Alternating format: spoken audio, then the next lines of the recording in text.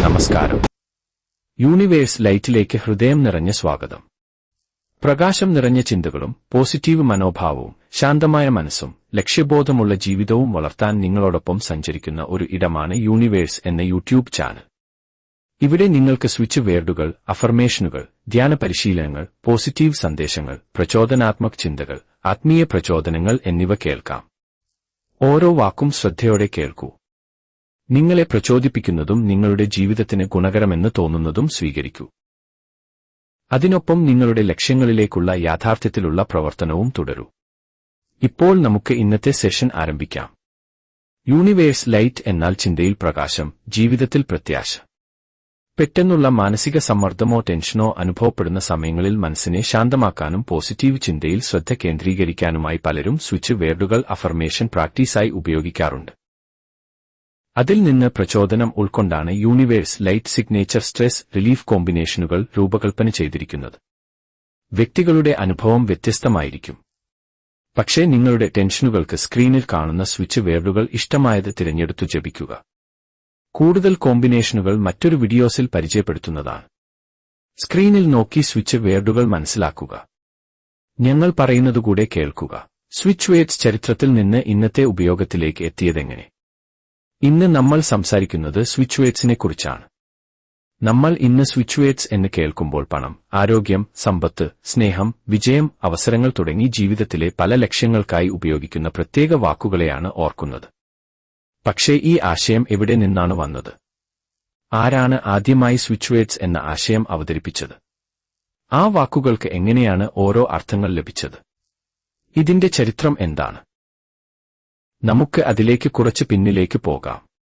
Switch words എന്ന ആശയം പ്രധാനമായും അമേരിക്കൻ എഴുത്തുകാരനായ ജെയിംസ് ടി. മങ്കനുമായി ബന്ധപ്പെട്ടതാണ്. മങ്കൻ മനുഷ്യന്റെ ബോധമനസ്സിനും ഉപോധമനസ്സിനും ഇടയിൽ കൂടുതൽ ഏകോപനം ഉണ്ടാകണം എന്ന ആശയത്തിലാണ് തന്റെ പഠനം മുന്നോട്ട് കൊണ്ടുപോയത്. അദ്ദേഹം തന്റെ ആശയത്തെ പെർഫെക്റ്റ് ലിവിംഗ്, അതായത് മനസ്സിന്റെ വിവിധ ഭാഗങ്ങൾ തമ്മിലുള്ള ഒരു ആന്തരിക ഏകോപനം എന്ന രീതിയിലാണ് അവതരിപ്പിച്ചത്. ഈ ആശയങ്ങൾ പിന്നീട് അദ്ദേഹത്തിന്റെ പ്രശസ്തമായ the secret of perfect living എന്ന പുസ്തകത്തിൽ പ്രസിദ്ധീകരിക്കപ്പെട്ടു. ഈ പുസ്തകത്തിന്റെ ആദ്യ പതിപ്പ് 1963 പ്രസിദ്ധീകരിച്ചത്. പുസ്തകത്തിൽ സ്വിച്ച് വേർഡ്സിനെക്കുറിച്ചുള്ള പ്രത്യേക അധ്യായങ്ങളും അവയുടെ ഉപയോഗത്തെക്കുറിച്ചുള്ള വിശദീകരണങ്ങളും ഉൾപ്പെടുത്തിയിട്ടുണ്ട്. മങ്കന്റെ ആശയം വളരെ രസകരമായിരുന്നു. നമ്മുടെ മനസ്സിൽ അനവധി അനുഭവങ്ങളും ഓർമ്മകളും ചിന്തകളും കഴിവുകളും അടങ്ങിയിരിക്കുന്നതായി അദ്ദേഹം കരുതി. ബോധമനസ് ഒരു കാര്യം ആഗ്രഹിക്കുമ്പോൾ ഉപബോധമനസ്സിലെ ആഴത്തിലുള്ള അനുഭവങ്ങളും ചിന്താപ്രക്രിയകളും അതിനൊപ്പം പ്രവർത്തിക്കണമെന്നാണ് അദ്ദേഹത്തിന്റെ ആശയം. അതിനായി ചില പ്രത്യേക വാക്കുകളെ അദ്ദേഹം ഒരു സ്വിച്ച് പോലെയാണ് കണ്ടത്. വീട്ടിലെ വൈദ്യുത സ്വിച്ച് അമർത്തുമ്പോൾ ഒരു ലൈറ്റ് തെളിയുന്നതുപോലെ ഒരു പ്രത്യേക വാക്ക് മനസ്സോടെ ഉപയോഗിക്കുമ്പോൾ മനസ്സിലെ ഒരു പ്രത്യേക ചിന്തയിലേക്കോ അനുഭവത്തിലേക്കോ ശ്രദ്ധ തിരിക്കാൻ കഴിയുമെന്നായിരുന്നു അദ്ദേഹത്തിന്റെ ആശയം. ഇവിടെയാണ് സ്വിച്ച് വേർഡ് എന്ന പേര് വരുന്നത്. മങ്കന്റെ പുസ്തകത്തിൽ പല വാക്കുകൾക്കും പ്രത്യേക ഉപയോഗങ്ങൾ നൽകിയിട്ടുണ്ട്. അതിൽ പ്രധാനപ്പെട്ട ഒന്നാണ് ടുഗെദർ.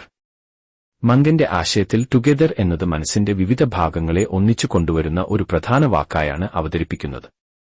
അതുപോലെ റീച്ച് എന്ന വാക്കും അദ്ദേഹത്തിന്റെ പുസ്തകത്തിൽ കാണാം. തിരയുക, ഒരു പരിഹാരത്തിലേക്ക് എത്തുക, നഷ്ടപ്പെട്ട ഒരു കാര്യം കണ്ടെത്താൻ ശ്രമിക്കുക തുടങ്ങിയ ആശയങ്ങളുമായി റീച്ച് എന്ന വാക്കിനെ അദ്ദേഹം ബന്ധപ്പെടുത്തി. ചേഞ്ച് എന്ന വാക്കിനും പ്രത്യേക ഉപയോഗം നൽകിയിരുന്നു. മാറ്റം ആവശ്യമായ സാഹചര്യങ്ങളിൽ ആ വാക്ക് ഉപയോഗിക്കുന്ന രീതിയാണ് അദ്ദേഹം വിവരിച്ചത്.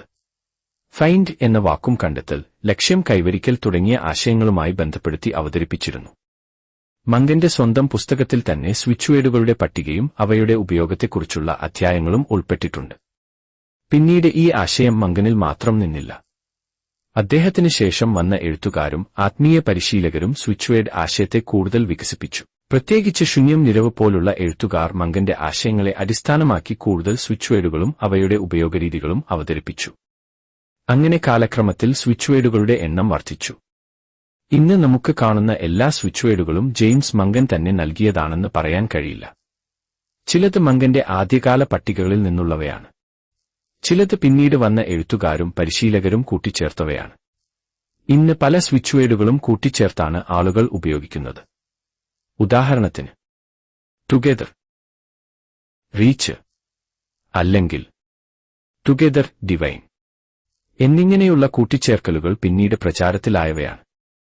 മംഗന്റെ ആദ്യകാല ആശയത്തിൽ നിന്ന് പിന്നീട് സ്വിച്ച്വേഡ് സമൂഹം കൂടുതൽ വിപുലമായ രീതികളിലേക്ക് വളർന്നതിന്റെ ഉദാഹരണങ്ങളാണിവ. ഇവിടെ മറ്റൊരു രസകരമായ കാര്യമുണ്ട്. ചില സ്വിച്ച്വേഡ് പട്ടികകളിൽ വാക്കുകളെ വിവിധ വിഭാഗങ്ങളായി തിരിച്ചിട്ടുണ്ട്. ചില വാക്കുകൾ പൊതുവായി ഉപയോഗിക്കാവുന്നവയെന്നും ചിലത് വ്യക്തിപരമായി ഒരാൾക്ക് കൂടുതൽ അർത്ഥവത്താകുന്നവയെന്നും പറയുന്ന രീതികൾ പിന്നീട് രൂപപ്പെട്ടു. അതായത് സ്വിച്ച്വേഡ്സ് എന്ന ആശയം ഒരു ദിവസം കൊണ്ട് രൂപപ്പെട്ട ഒന്നല്ല. ഒരു വ്യക്തിയുടെ ആശയത്തിൽ നിന്ന് ആരംഭിച്ച് പിന്നീട് പലരുടെയും അനുഭവങ്ങളിലൂടെയും വ്യാഖ്യാനങ്ങളിലൂടെയും ഉപയോഗങ്ങളിലൂടെയും വികസിച്ച ഒരു രീതിയാണ് ഇന്ന് നമ്മൾ കാണുന്നത്. ഇനി നമ്മൾ ശ്രദ്ധിക്കേണ്ട ഏറ്റവും പ്രധാനപ്പെട്ട കാര്യം ഇതാണ്. സ്വിച്ച്വേഡ് ഉപയോഗിക്കുമ്പോൾ വെറും വാക്ക് ആവർത്തിക്കുന്നതിലുപരി ആ വാക്ക് നമ്മിൽ ഉണ്ടാക്കുന്ന ശ്രദ്ധയും ലക്ഷ്യബോധവും പ്രധാനമാണെന്ന് ഈ ആശയത്തിന്റെ അനുയായികൾ വിശ്വസിക്കുന്നു. ഉദാഹരണത്തിന്, നിങ്ങൾ സമ്പത്തിനായി ഒരു സ്വിച്ച്വേഡ് ഉപയോഗിക്കുകയാണെങ്കിൽ വെറും വാക്ക് പറയുക എന്നതിലുപരി നിങ്ങളുടെ സാമ്പത്തിക ലക്ഷ്യത്തെക്കുറിച്ച് വ്യക്തമായ ഒരു ചിന്ത മനസ്സിൽ സൂക്ഷിക്കുക. ആരോഗ്യത്തിനായി ഉപയോഗിക്കുമ്പോൾ ആരോഗ്യകരമായ ജീവിതത്തിലേക്കുള്ള ശ്രദ്ധയും നല്ല ശീലങ്ങളും കൂടെ കൊണ്ടുവരിക. വിജയത്തിനായി ഉപയോഗിക്കുമ്പോൾ ലക്ഷ്യത്തിലേക്കുള്ള പ്രവർത്തനവും അതോടൊപ്പം ഉണ്ടാകണം. അങ്ങനെ നോക്കുമ്പോൾ സ്വിച്ച്വേഡ് ഒരു വാക്ക് മാത്രമല്ല, ഒരു വാക്കിലൂടെ മനസ്സിനെ ഒരു ലക്ഷ്യത്തിലേക്ക് തിരിച്ചു നിർത്തുന്ന ഒരു പരിശീലനം എന്ന രീതിയിൽ അതിനെ കാണാം. അതുകൊണ്ടാണ് ഇന്ന് പലരും സ്വിച്ച്വേഡ്സിനെ ജപം പോലെയും ധ്യാനം പോലെയും പോസിറ്റീവ് ചിന്താ പരിശീലനം പോലെയും ഉപയോഗിക്കുന്നത്. ഇവിടെ ഒരു കാര്യം കൂടി ഓർക്കാം. സ്വിച്ച്വേഡ്സ് ഉപയോഗിക്കുന്ന ഓരോ വ്യക്തിക്കും അനുഭവം ഒരുപോലെ ആയിരിക്കണമെന്നില്ല. ഒരു വ്യക്തിക്ക് ഒരു പ്രത്യേക വാക്ക് കൂടുതൽ അർത്ഥവത്തായി തോന്നാം. മറ്റൊരാൾക്ക് മറ്റൊരു വാക്കായിരിക്കാം കൂടുതൽ അനുയോജ്യം. അതുകൊണ്ട് നിങ്ങളുടെ മനസ്സിന് സ്വാഭാവികമായി സ്വീകരിക്കാൻ കഴിയുന്ന വാക്കുകളെ ശ്രദ്ധയോടെയും നല്ല ഉദ്ദേശത്തോടെയും ഉപയോഗിക്കാം. സ്വിച്ച്വേഡ്സിന്റെ ചരിത്രം മനസ്സിലാക്കുമ്പോൾ നമുക്ക് കാണാൻ കഴിയുന്നത് ഇതാണ്. James T.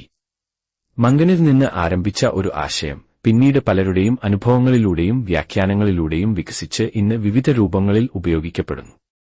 അതിനാൽ ഇന്ന് നമ്മൾ ഉപയോഗിക്കുന്ന ഓരോ സ്വിച്ച്വേഡിന്റെയും പിന്നിൽ ഒരേ ചരിത്രമല്ല. ചില വാക്കുകൾ മംഗന്റെ ആശയത്തിൽ നിന്നുള്ളവയാണ്. ചിലത് പിന്നീട് കൂട്ടിച്ചേർത്തവയാണ്. ചിലത് വ്യക്തിപരമായ അനുഭവങ്ങളിൽ നിന്ന് രൂപപ്പെട്ടവയാണ്. വാക്കിൽ നിന്ന് ശ്രദ്ധയിലേക്ക്, ശ്രദ്ധയിൽ നിന്ന് ചിന്തയിലേക്ക്, ചിന്തയിൽ നിന്ന് വിശ്വാസത്തിലേക്ക്, വിശ്വാസത്തിൽ നിന്ന് പ്രവൃത്തിയിലേക്ക്. ഇതാണ് സ്വിച്ച്വേഡ്സിനെ ഒരു നല്ല മാനസിക പരിശീലനമായി ഉപയോഗിക്കുന്നതിന്റെ മനോഹരമായ ഒരു സമീപനം. നിങ്ങൾക്ക് വിശ്വാസമുണ്ടെങ്കിൽ വിശ്വാസത്തോടെ ചെയ്യുക. ശാന്തമായി ചെയ്യുക. നല്ലൊരു ലക്ഷ്യത്തോടെ ചെയ്യുക. നിങ്ങളുടെ മനസ്സിനെ പോസിറ്റീവായ ഒരു ദിശയിലേക്ക് നയിക്കുക. ഇതാണ് യൂണിവേഴ്സ് ലൈറ്റിന്റെ സമീപനം. വിശ്വാസത്തോടൊപ്പം ബോധവും ആത്മീയതയ്ക്കൊപ്പം സത്യസന്ധതയും. ജപിക്കേണ്ട രീതി. ശാന്തമായ ഒരു സ്ഥലം തിരഞ്ഞെടുക്കുക. കണ്ണടച്ച് 3-5 തവണ പതുക്കെ ശ്വാസം എടുക്കുക. നിങ്ങൾക്ക് വേണ്ട ലക്ഷ്യം മനസ്സിൽ വ്യക്തമായി വയ്ക്കുക. തിരഞ്ഞെടുത്ത സ്വിച്ച്വേഡ്സ് പതുക്കെ ആവർത്തിക്കുക. 108 തവണ ജപിക്കുന്നത് ഒരു പരമ്പരാഗത എണ്ണൽ രീതിയായി ഉപയോഗിക്കാം. എന്നാൽ നിർബന്ധമല്ല. 11 തവണ ദിവസവും തുടങ്ങാൻ.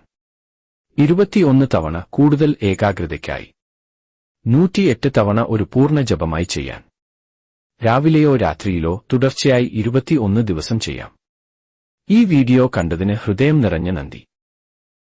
യൂണിവേഴ്സ് ലൈറ്റിൽ സ്വിച്ച് വേർഡുകൾ, അഫർമേഷനുകൾ, ധ്യാനം, പ്രചോദനാത്മക സന്ദേശങ്ങൾ തുടങ്ങി നിരവധി വീഡിയോകൾ സ്ഥിരമായി പങ്കുവയ്ക്കുന്നു. ഈ വീഡിയോ നിങ്ങൾക്ക് ഉപകാരപ്പെട്ടെങ്കിൽ നിങ്ങളുടെ പ്രിയപ്പെട്ടവരുമായി ഷെയർ ചെയ്യൂ. കൂടുതൽ വീഡിയോകൾക്കായി യൂണിവേഴ്സ് ലൈറ്റ് സബ്സ്ക്രൈബ് ചെയ്യൂ. വീണ്ടും കാണാം.